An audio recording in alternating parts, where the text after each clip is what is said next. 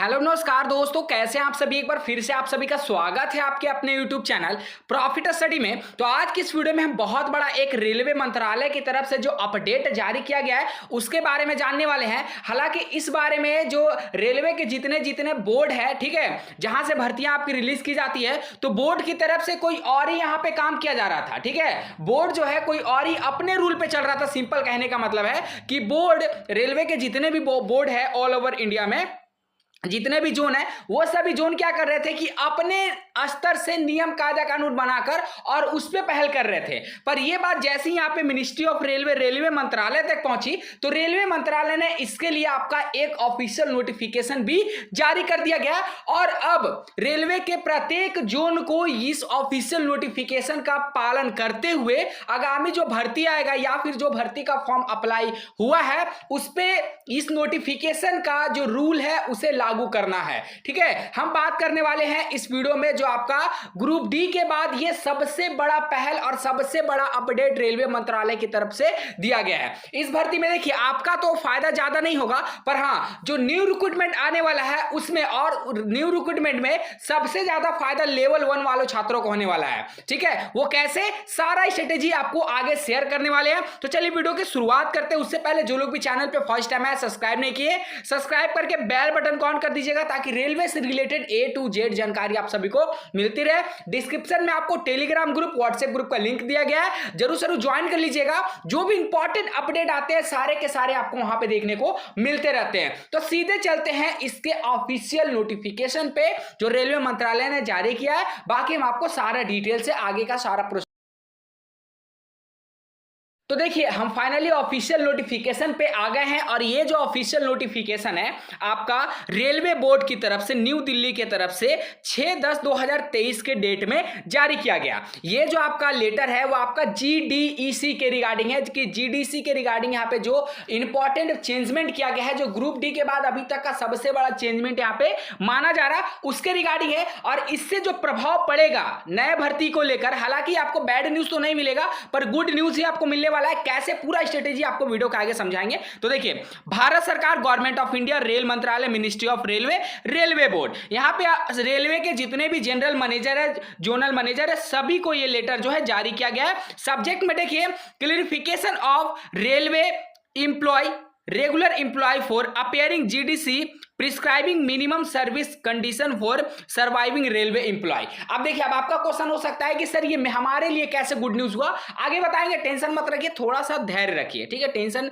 ना लेते हुए थोड़ा सा धैर्य बना के रखिए, सारी जानकारी आपको देंगे।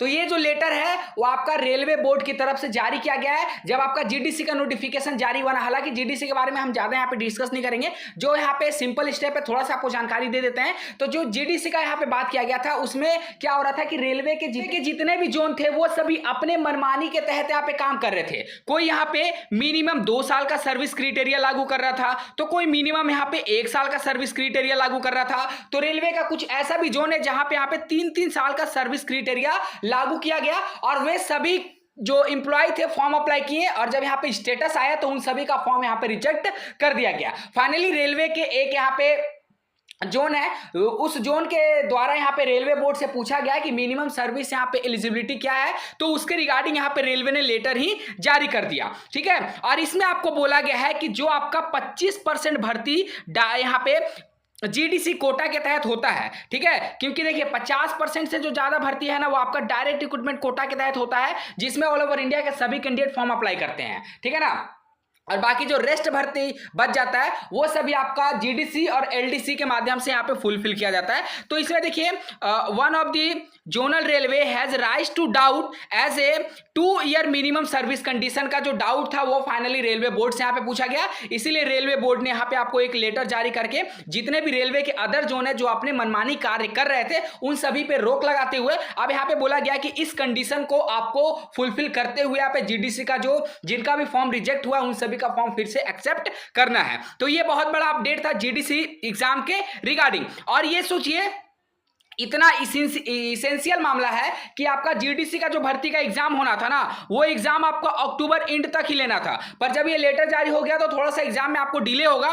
फिर भी आपको बोला गया है कि जितना जल्दी से जल्दी हो सके, ऐसा नहीं कि लेटर जारी कर दिए तो आप 1 महीना 2 महीना 4 महीना 6 महीने लगा दो एप्लीकेशन का यहाँ पे रिक्रूटमेंट करने में, तो वैसा प्रोसेस नहीं है। इसमें आपको बोला गया है कि bound manner not later than 1 month, 1 month से ज्यादा इस प्रोसेस में आपको नहीं लगना चाहिए। ये रेलवे के सभी जोन को आदेश दिया गया है। अब सुनिए आपके लिए कैसे इसमें अच्छी खबर आ रही है, हम आपको बताते हैं। देखिए अब क्या हो गया कि रेलवे में जो जितने भी कैंडिडेट ज्वाइन किए, चाहे वो 1 दिन पहले किए हैं, 4 दिन पहले किए हैं, 1 महीना पहले किए हैं, 6 महीने पहले किए हैं, सभी कैंडिडेट आप क्या होगा कि जीडीसी के एग्जाम में बैठेंगे। जीडीसी के एग्जाम में बैठेंगे तो उनका होगा डिपार्टमेंटल क्या, प्रमोशन। अब प्रमोशन होगा तो वो अपने जिस पोस्ट पे कार्यरत थे उस पोस्ट को छोड़कर आप जो नेक्स्ट हाई लेवल का जो पोस्ट होगा उसमें वो जाकर ज्वाइन करेंगे, जो जो जिस क्राइटेरिया में वहां पे आपका पास होंगे उस क्राइटेरिया के अकॉर्डिंग।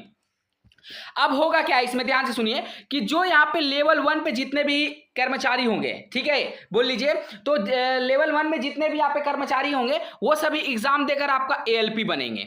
ठीक है, एएलपी वाले जितने होंगे वो सभी बनेंगे आपका लोको पायलट। लोको पायलट के जितने यहाँ पे इंप्लॉय होंगे वो सब यहाँ पे डिपार्टमेंटल के तहत बनेंगे जूनियर इंजीनियर। अब जूनियर इंजीनियर के जो यहाँ पे होंगे वो क्या बनेंगे, तो सीनियर सेक्शन इंजीनियर। ठीक है, अब सीनियर सेक्शन इंजीनियर जो होंगे वो या तो गुड्स गार्ड बनेंगे या फिर ट्रेन मैनेजर बनेंगे। इस तरह करके इनका जो है यहाँ पे प्रमोशन जो है रेलवे देगा। ठीक है, जीडीसी डिपार्टमेंटल एग्जाम के तहत, जनरल डिपार्टमेंट कॉम्पिटिटिव एग्जाम के तहत। अब देखिए जो पोस्ट यहां पे वैकेंट रहेगा, ठीक है, क्योंकि देखिए लेवल 1 वाला पोस्ट जो कैंडिडेट है वो आपके एएलपी में चले जाएंगे, एएलपी वाले जो है वो लोको पायलट में, लोको पायलट वाला जूनियर इंजीनियर, और यहां से सीनियर, और सीनियर से फिर जो यहां पे हाई लेवल के जो यहां पे रिक्रूटमेंट निकाला हो गया उसमें, मतलब सभी लेवल के यहां पे भर्ती के लिए उनको एम्प्लॉय मिल जाएंगे। ठीक है, देखिए सीनियर सेक्शन का भी मिल जाएगा, एएलपी के लिए भी मिलेंगे, यहाँ पे लोको पायलट के लिए भी मिलेंगे, जेई के लिए भी मिलेंगे, पर एकलौता ऐसा पोस्ट है जो यहाँ पे खाली रह जाएगा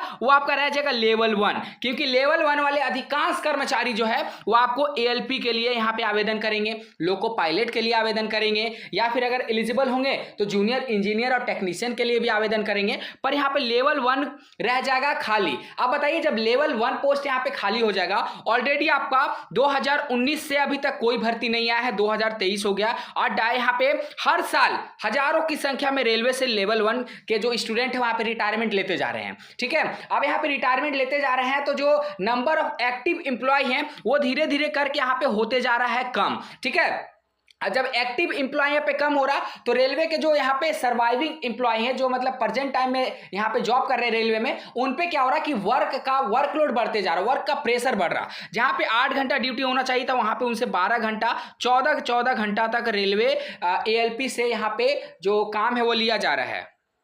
तो ये पूरा सिस्टमेटिक था, जो आपका लेवल 1 का पोस्ट रहेगा वो यहां पे पूरी होने वाला है खाली। आप सोचिए कि जब लेवल 1 पोस्ट खाली हो जाएगा, अर्थात यहां पे ग्रुप डी का जो पोस्ट है वो यहां पे अगर 50% 40% भी खाली हो जाएगा तो यहां पे भारी संख्या में इंप्लॉय का कमी होने वाला है ग्रुप डी में, और जैसे यहां पे इंप्लॉय का कमी होगा वैसे ही आपका रेलवे पे लोड पड़ेगा और वो जल्दी से जल्दी क्या करेगा कि ग्रुप डी का भर्ती निकालेगा। अब ग्रुप डी का भर्ती निकालेगा तो इसमें सबसे ज्यादा बेनिफिट किसको होगा, आपको होगा, आईटीआई वाले छात्रों को होगा, अप्रेंटिस वाले छात्रों को होगा। तो जितने भी कैंडिडेट आईटीआई पास किए हैं या फिर आपका अप्रेंटिसशिप पास किए हैं, सभी अपना प्रिपरेशन में लग जाइएगा, क्योंकि हो सके भर्ती आने के बाद आपको प्रिपरेशन का भी समय ना दिया जाए, क्योंकि अगले साल होने वाला है इलेक्शन, और इलेक्शन में यहां पे कोई भी समय किसी को नहीं दिया जाता है। तो इन सभी मुद्दों को ध्यान में रखते हुए अपना प्रिपरेशन को करते रहिए। ठीक है, मुझे पता है कि बहुत टाइम से रेलवे यहां पे भर्ती रोक के रखा है, और रेलवे भर्ती रोक के रखने का मात्र एक ही रीजन है,